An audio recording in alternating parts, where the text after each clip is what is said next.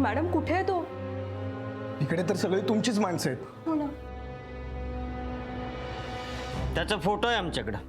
अहो मग दाखवा ना. दाखवतो.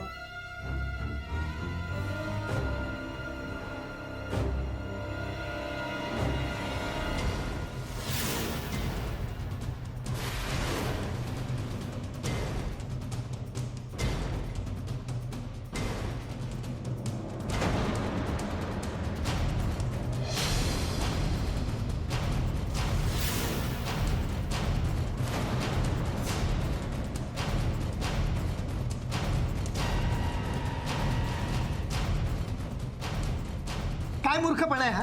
हा इथे आमचा आजू किडनॅप झालाय, त्याला शोधायचं सोडून अरे काय चेष्टा लावली. माझाच चेहरा मला चेष्टा? आम्ही चेष्टा चालवली? अरे चेष्टा तर तू केलीस, आणि तेही बाप आणि मुलाच्या नात्याची. आजूला पळवणारे तुझेच साथीदार होते.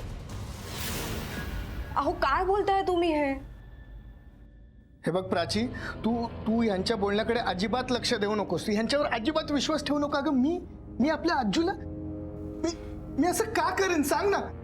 तू असं का करशील मी सांगते ना. तू किती नीच पातळीला जाऊ शकतोस हे औषधाच्या बाटलीवरून कळतंय.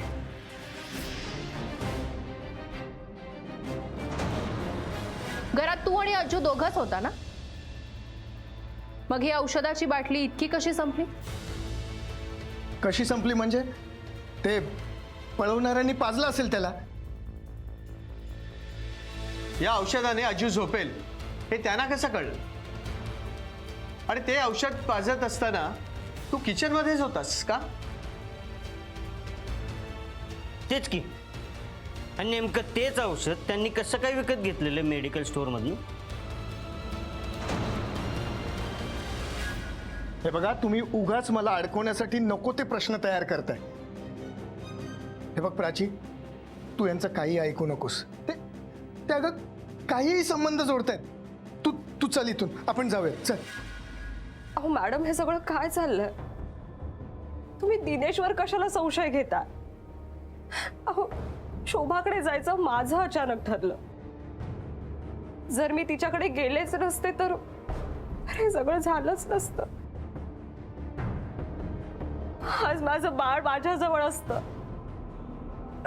हे सगळं माझ्यामुळे झालं. प्राची तू खरंच खूप भोळी आहेस. अगं शोभाचा तुला कॉल येणं हा सुद्धा याच्याच प्लॅनचा एक भाग होता.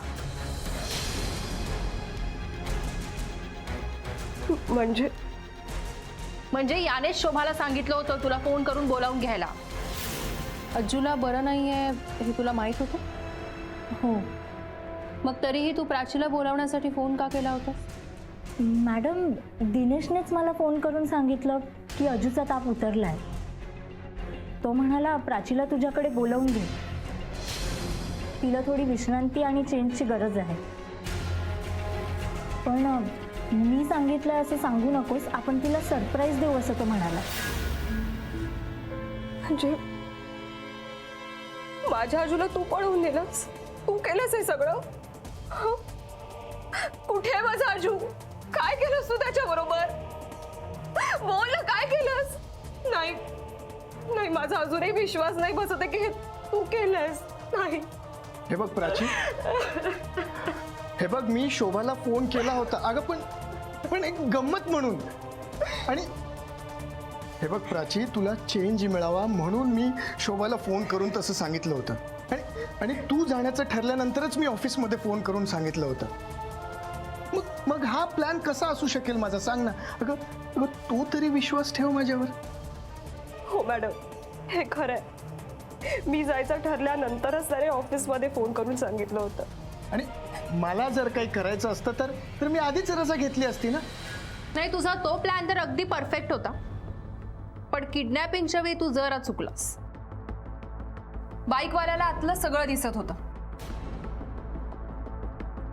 पण त्याचा साथीदार जिथून आला तिथून त्याला घरातलं काहीही दिसत नव्हतं. मग तू किचन मध्ये आहेस हे त्यांना कसं कळलं?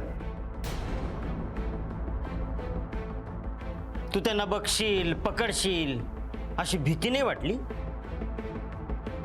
बंडू, अरे कारण हे सगळं प्री प्लॅन्ड होतं. त्याने आधीपासून ठरवलं होतं ना सगळं. अज्जू वाटेत रडू नये आणि कोणालाही संशय येऊ नये म्हणून तूच औषधाचा ओव्हरडोस दिला त्याला.